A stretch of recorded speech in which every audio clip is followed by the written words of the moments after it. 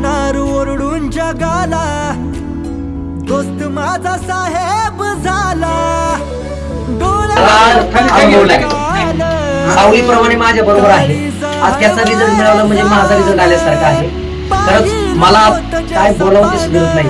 जीवनचा काळ खरंच आज उतरलं दोस्ता माझ्या भावा, जिद्द होती ते करून दाबन. ए नडला संकटाशी तेव्हा कुठं यश तुला घावलं. आता खचायचं नाही, माग हटायचं नाही, चुकीच्या गोष्टींना किलकळ.